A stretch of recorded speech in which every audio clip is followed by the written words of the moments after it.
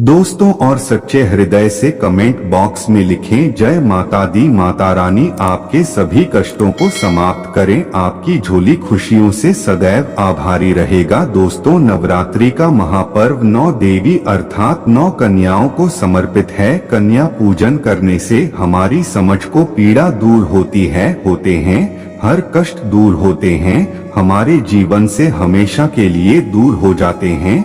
यहाँ तक कि पितृदोष, राहु दोष, मंगल दोष, कालसर्प मात्र कर लिया पीड़ितों को राहत मिलती है। घर में खुशियाँ कभी नहीं होती। दोस्तों, आपको बता दें, इस बार माता रानी आदेश वाले चुकी हैं और भगवान रिश्तों को दूर करेंगे।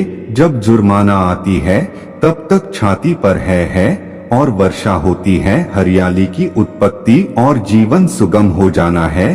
किसान के घर में साक्षात माँ जगदम्बा जगत माँ का आगमन हुआ। दोस्तों, इस बार के राधा मोहन शुभ और मंगलकारी माना जा रहा है। इस बार शारदीय नवरात्रि 15 अक्टूबर दिन रविवार को शुरू होकर और इसका समापन ऐसे में 24 अक्टूबर से मंगलवार को ही दुर्गा विसर्जन होगा। जो लोग माता रानी की स्थापना कर दें, मूर्ति स्थापना करने वालों में शामिल हुए, मंगलवार को विसर्जन करेंगे। दोस्तों, नवरात्र की अष्टमी और नवमी पर कन्या पूजन का विधान है। इस बार महाअष्टमी तिथि 22 अक्टूबर 2023 यानी कि इस दिन रविवार है और नवमी तिथि 23 अक्टूबर 2020 दिन सोमवार को है। ऐसे में आप अष्टमी और नवमी को इन दोनों में कन्या पूजन अवश्य ही करें। कन्याओं को भोजन अवश्य खिलाएं। शास्त्रों में 9 दिनों के नवरात्रि को बहुत ही शुभ और मंगलकारी माना जाता है और वही 8 दिनों के नवरात्रि को अच्छा नहीं माना जाता है। ऐसे में इन 10 दिनों के नवरात्रि बहुत ही शुभ माने गए हैं। शास्त्रों के अनुसार नवरात्रि के दिनों रानी का पूजन करने से, कन्या पूजन करने से माँ अभय वरदान प्रदान करती है। कुंडली में जो कष्ट होते हैं उन्हें ठीक कर लेती है। श्रीधर की तरह ही सच्चे हृदय वाले व्यक्ति की सभी कष्टों का निवारण माँ सिद्ध नहीं करती है। माँ की उपासना से विनम्रता का विकास होता है। सभी कष्टम, दरिद्रता, दुख हुआ नष्ट हो जाते हैं। नवरात्रि में माता रानी का व्रत और पूजन किया जाता है, लेकिन नवरात्र के दौरान सबसे ज्यादा महत्व होता है कन्या पूजन। दोस्तों, रानी फूल की पंखुड़ियों की तरह नाजुक होती है। कन्या पूजन सर्वोपरि है, श्रेष्ठ है। कन्या में स्वयं जगदम्बा देवी माता वैष्णो देवी अर्थात समस्त ब्रह्मांड के शरीर के कण कण में करने में बहुत कम लोग जानते हैं। 33 कोटि देवी देवताओं का वास होता है। कन्याओं के मस्तक पर कन्या चाहे छोटी ऊंचाइयां बड़ी होती, वह सदैव पूजनीय है, माँ के समान मानी जाती है। दोस्तों, माना जाता है प्रति और उपासना से रानी इतना प्रसन्न नहीं होती है, कन्या पूजन से होती है। नवरात्रि में छोटी कन्याओं को रहा है का स्वरूप माना जाता है। यह अन्याय है। भोग लगाया जाता है, उन्हें प्रसन्न किया जाता है, बदले में आशीर्वाद मांगा है। यह कन्याओं को प्रसन्न करने के लिए गिफ्ट आदि उपहार में दिए जाते हैं। माना जाता है अगर कन्याओं को कोई भेंट दी जाए उसे खुशी खुशी स्वीकार करें, तो इसका मतलब है माता रानी अर्थात माता वैष्णो ने भेंट स्वीकार कर ली। जिन पर कन्याएं प्रसन्न होती हैं तो समझो होने माता रानी का आशीर्वाद मिल गया और माता रानी की कृपा से उन्हें मुहमांगा वरदान प्राप्त होता है।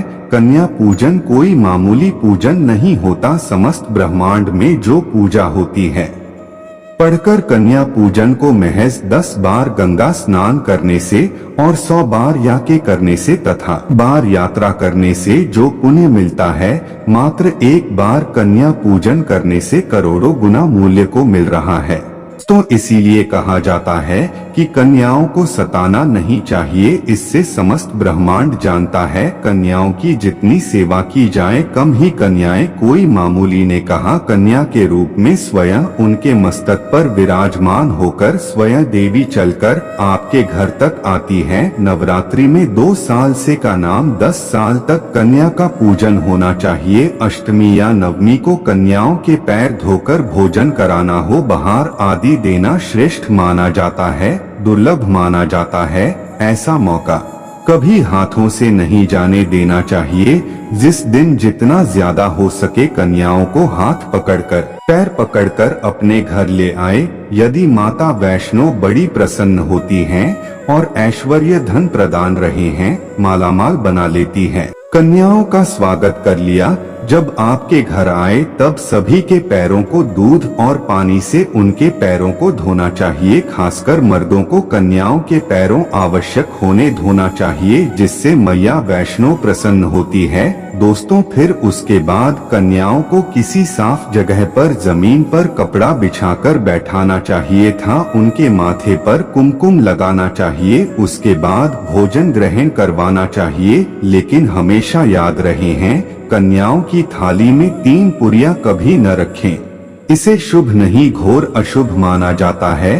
3 पूरियां तथा 3 रोटियां मरने वाले व्यक्ति के लिए निकाली जाती है और जेल में कैदियों के लिए दी जाती है। ऐसे में कन्याओं को उनकी थाली में नींबू इंच जमीन लेकिन 1-2 करके बुढ़िया दे सकते हैं। इस 3 संख्या बढ़ जाती है और नहीं लगता। दोस्तों, कन्याओं को खाना खिलाने के बाद अंतिम में कन्या पर लाल चुनरी उठाना चाहिए और भोजन में आपको खीर, पूरी, हलवा, चला तथा आलू की सब्जी, झूले वगैरह की सब्जी आदि भी खिलाया जा सकता है। जगह माता रानी का प्रिय भोजन खीर, हलवा, पूरी और जाने, लेकिन भूल से भी लहसुन और प्याज का इस्तेमाल कभी ना करें, अन्यथा अनर्थ हो जाएगा। अक्सर कई लोग कन्याओं को कुरकुरे का पैकेट, चिप्स वगैरह का पैकेट खेलते हैं, जो घोर अनर्थ माना जाता है, क्योंकि इसमें लहसुन प्याज का इस्तेमाल करना था, जिसके कारण आपका व्रत खंडित हो सकता है। माँ दुर्गा को हो सका है, जहां आपने 9 दिनों तक लहसुन प्याज का परहेज किया, लेकिन आपकी एक गलती पूरे पूजा को खंडित कर सकती है। इतना भी नादान नहीं बनना चाहिए कि माता रानी रुष्ट हो जाए और कन्याओं को पाबंद कोई भी ऐसी चीज न खिलाएं जिसमें लहसुन प्याज होता है। कई चीज तो ऐसी होनी है मार्केट में, इसके अंदर लहसुन प्याज का इस्तेमाल होता है। ऐसा आप कभी मत करो। दोस्तों, कई लोग कन्या पूजन में खाना घर पर नहीं बनाऊंगा और मार्केट से रेडीमेड लाकर ही खिला देते हैं तथा दही जलेबी चलाते हैं, क्योंकि शुभ नहीं माना। दोस्तों, ऐसा खाना खिलाते हैं जिनके घर में मान लीजिए कोई घटना आदि हो गई है या घर में कोई बीमार है या कोई मुसीबत है, ऐसा करते हैं। लेकिन अगर आप स्वस्थ हैं, कोई पीड़ा नहीं है, खुलकर भी नहीं करना चाहिए। माता रानी दही जलेबी नहीं के हाथों का बना भोजन बनाना चाहती हैं। आपका प्रयास में चाहे आप घर पर आप स्वयं अपने हाथों से माता रानी को मुझे ही आप दही जलेबी खिला सकते हैं, परंतु माता को घर का बना हुआ शुद्ध भोजन ही अति प्रिय है।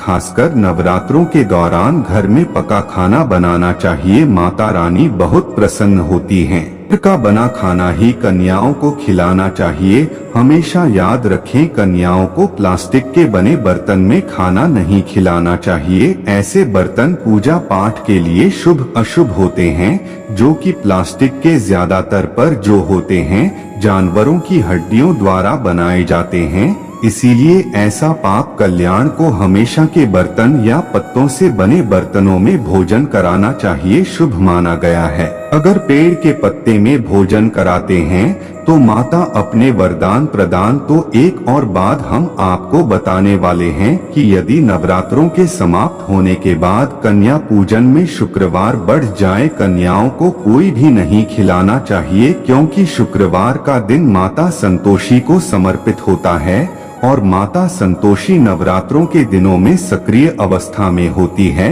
यानी को 9 देवियों के साथ के घर में आ है मर जाए, लेकिन खट्टी चीज हमें ध्यान रखना चाहिए और कन्याओं को भी गंदी चीज नहीं खिलाना चाहिए और लाल में आपका किया कराया जाहू चाहिए। जी सकती है, आपको श्राप दे सकती है, इसीलिए नादान न बने दोस्तों। भोजन कराने के बाद कन्याओं की थाली में एक लौंग जरूर रखना चाहिए, क्योंकि लोग देवी शक्ति हम आपको बहुत बढ़िया लौंग माता शक्ति का प्रतीक में नव दुर्गा का वास होता है। इन 9 दिनों में माता रानी को लौंग का भोग लगाया जाता, तो खाना खाने के बाद कन्याओं को लौंग अवश्य मिलकर रानी को समृद्ध से बढ़कर लॉन्च किया है। किसी रही मुझे वाली में चुपचाप एक लोग जरूर करते ही आपका भाग्य चमक जाएगा, लक्ष्मी कोई भी कमी नहीं होगी। दोस्तों आपको बता दें, कन्याओं को बाहर नहीं आते हैं, कन्याओं को खुश करने के मूड में है।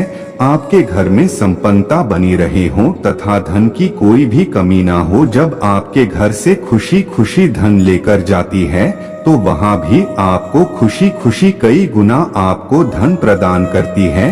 इस समय कंजूसी मत करना, अच्छी कन्याओं को ढालना अवश्य देना। कन्याओं को कोई सुंदर गिफ्ट दे सकते हैं। शास्त्रों में बताया जाता है कि कन्या चेतना खुश होंगी है, माता रानी उतना ही जल्द फल की प्राप्ति प्रदान करनी है। ऐसे में आप कन्याओं को चॉकलेट बॉक्स दे सकते हैं तथा खूबसूरत कपड़े दे सकते हैं। याद रहे, काले कपड़े और स्टील के बर्तन भी के ना दे। वहीं कन्याओं को लोहे का कोई भी सामान नहीं देना चाहिए, नहीं तो राहु केतु का प्रभाव आपके जीवन में प्रवेश कर जाएगा। राहु काल तथा राहु दोष आपको लग जाएगा, आप बर्बाद हो सकते हैं। दोस्तों जब कन्या अपने घर के लिए प्रस्थान करें तो उनके चरण जरूर झूले और अपने मन में अपने मुर्गा करेगी माता रानी अवश्य पूरी।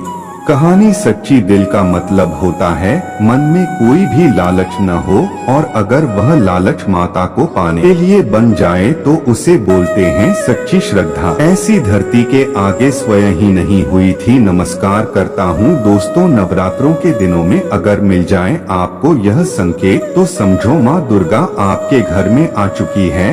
यह नहीं बताते हैं माँ दुर्गा का आशीर्वाद आपको प्राप्त होने वाला है। तो आइए शुरू करते हैं दोस्तों। पहला संकेत, जब आप कलश स्थापना करते हैं से निकले हरियाली बहुत ही शुभ मानी नहीं कहा जाता है कि यानी हमारे भविष्य में होने वाले अच्छे और बुरे होने का संकेत। यह सभी बातें हमारे आने वाले साल का भविष्य में और वो किसी कारण वश नहीं हो पाए हैं। यह संकेत बड़ा ही मनहूस माना गया है। कहा जाता है कि नवरात्रों में जो गौ सूख जाते हैं या पड़ता नहीं है, तो आपको समझ लेना चाहिए कि यह साल आपका खराब होने वाला है तथा घर में कोई बीमारी आने वाली है, या दिन दुगनी रात चौगुनी आपकी कम होने वाली है। दोस्तों यह धन हानि का संकेत माना गया है, क्योंकि आपने बोला कोई गलती ऐसी करनी होगी जिसके कारण माता से नाराज शर्मा अवश्य इसलिए माँ अपने भक्तों को अवश्य माफ करती है। एक माँ ही होती है जो अपने बेटे को, अपने लाल को गति पर माफ कर दिया, लेकिन ऐसा पीड़ा किस काम का जो माँ से माफी मांगे। इसीलिए माता रानी से अपनी गलती की मामूली अवश्य करने को कभी निराश नहीं करती, बल्कि उन्हें धन धान्य से और उसने से परिपूर्ण बनाने। और दोस्तों यदि हरे भरे हो जाते हैं शुभ संकेत होगा। इससे से आने वाले समय में आपको बहुत ज्यादा ही था। जहाँ तक कोई भी गांव की मिट्टी में दबा दिया जाए, माता लक्ष्मी लिया था, जो के अंदर हमेशा 1 रुपए का वसीला जॉब खाली नहीं रखना चाहिए, उसमें धन बगैर आवश्यक नहीं। इससे माता का आशीर्वाद सदैव परिवार व बना रहता है और जीवन में कोई संकेत नहीं आता है, जो मतलब धन भी खाली, मूर्तियां भी खाली ही मिले। यदि आपकी नींद नवरात्रों के दौरान सुबह 4 बजे के आसपास खुलता है तो इसे बड़ा ही शुभ संकेत माना जाता है। यह समय ब्रह्मा मुहूर्त कहलाता है। इस समय देवी शक्ति अपने सच्चे भक्तों को इस समय उठाना मतलब माता की कृपा प्राप्त करने के बराबर माना गया है। संकेत बताते हैं कि माता लक्ष्मी का प्रभाव आपके ऊपर हो चुका है और माता रानी जब कोई खोज खबर अधिक आपकी भक्ति से बहुत खुश हैं। 2 नंबर, पूजा पाठ में आपका मन रखनी होगी। पूजा करते समय मन ही वही अपना लंड माँ की कृपा प्राप्त होने वाली है। ऐसे में आपकी भक्ति माता रानी को आनंद दे रही है। ऐसे व्यक्ति को समझ जाना चाहिए जीवन में हम अच्छा समय आने वाला है तो उसमें दौरान अगर माँ के गले से मूल गिर जाएगा, हरे भरे पत्ते अगर हम आगे हिल जाएं, नरवाना लागू होंगे। संकेत बताता है कि माता रानी का आगमन आपके घर में अस्थायी रूप से हो चुका है। आपको माता लक्ष्मी की कृपा प्राप्त होने वाली यह संकेत कुछ खास लोगों को लिखा होना माना जाता है कि पूजा करते समय अगर भगवान अधिक बढ़ जाए तो इससे ही बना चुका है कि आपके घर से गरीबी हमेशा हमेशा के लिए जाने वाली है। भूत प्रेत हमारे घर से हमेशा के लिए जाने वाले। पूजा करते समय में का अधिक होना बहुत ही शुभ और मंगलकारी माना गया है। यह संकेत भविष्य में अच्छे परिणाम को दर्शाते हैं। दोस्तों नंबर 5, एक बार गाय का आना। वेदों में बताया जाता है कि नवरात्रि के दौरान को गाय माता का घर में आना बड़ा ही शुभ संकेत माना गया है। नवरात्रि में द्वार पर गाय का आना अत्यंत शुभ है।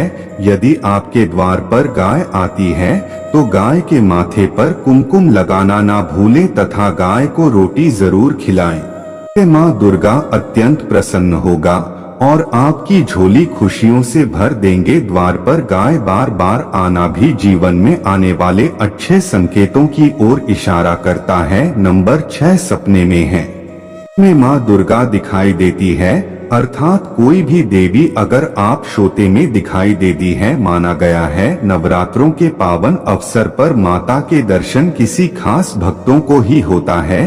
किसी को शेयर मत करना। यदि माता की सवारी तथा शेर रात्रि में सपने में बार बार दिखाई देता है तो माँ दुर्गा आपसे प्रसन्न है। यह संकेत बताते हैं कि जल्द ही आपकी कोई मनोकामना अवश्य पूर्ण होगी और आपके शत्रुओं का नाश हो जाएगा। राम के नाम से ही धार धार काम नहीं लगेगा। इसीलिए नवरात्रि में शेर का दिखाई देना अत्यंत शुभ संकेत होता है। दोस्तों नंबर, यदि कोई छोटी कुंजियां आपको सुबह सुबह लाल वस्त्र धारण किए हुए लिखा ने साक्षात माँ दुर्गा के दर्शन किए हैं। यदि नवरात्रों में सबसे पहले आपके घर में कन्याओं का आगमन के समय की कोई भी शक्ति, ब्रह्मांड की कोई भी शक्ति आपको करोड़पति होने से नहीं से आपके जीवन में आपके घर में माता लक्ष्मी का आगमन होने वाला है। आप दिन दुगनी रात चौगुनी तरक्की करें। अब आप खुशियां मनाएंगे और मिठाइयां बांटी। उन्होंने ऐसे में कन्याओं को भरपूर तरीके से खुश रखें और उनका आगमन दूध से चरण 16 करें। कोई भी कंजूसी न करें। दोस्तों माता रानी आपको यह संकेत दे रही है कि अब आपका बुरा समय समाप्त हो चुका है। जीवन में सुख समृद्धि के द्वार खुल जाएंगे। दोस्तों नंबर 8, घर पर उल्लू कारण लोगों को यदि माँ लक्ष्मी का वाहन उल्लू नवरात्रि में आपके घर पर आकर बैठ जाए तो यह भी शुभ संकेत है। इसका अर्थ है कि माँ लक्ष्मी का आपके घर में भी ऊंचा है और आपकी आर्थिक स्थिति और मजबूत होगी। लेकिन याद रहे हैं रात्रि और दीपावली पर आना ही शुभ माना जाता है। दोस्तों नंबर को यदि ब्रह्मा मुहूर्त के समय यानी सुबह के 4 बजे के आसपास घंटियों की आवाज सुनाई दी जाए या शंख की आवाज सुनाई दी जाए तथा कोई भजन सुनाई दे जाए तो बड़ा ही शुभ संकेत माना गया है। यह पता चलता है कि माता रानी आपकी भक्ति से बहुत प्रसन्न है और आपके जीवन में सभी नकारात्मकता का नाश होने वाला है तथा माता लक्ष्मी की कृपा आपको प्राप्त होने वाली है।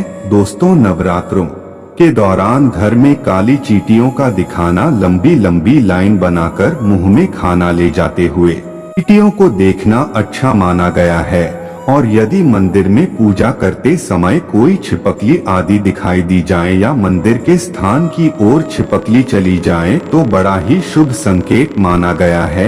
इससे यह पता चलता है कि आपको माता लक्ष्मी की कृपा प्राप्त होने वाली है। माँ का आशीर्वाद आपको मिलने वाला है। नवरात्रों के दौरान मंदिर में छिपकली का देखना बहुत ही शुभ संकेत माना गया है। गुलाब की माला शीघ्र ही मिलने वाला है, क्योंकि छिपकली को माता लक्ष्मी का प्रतीक माना गया है। इस शुभ अवसर पर छिपकली का दिखना मंगलकारी माना गया और नवरात्रि में छिपकली का मंदिर में दिखना साक्षात देवी लक्ष्मी का स्वरूप माना गया है। दोस्तों, अगर आप वाकई में मां वैष्णो की कृपा पाना चाहते हैं तो कमेंट बॉक्स में लिखें जय माता दी। माता रानी आपकी झोली खुशियों से भर दे। मां वैष्णो के लिए एक लायक तो आवश्यक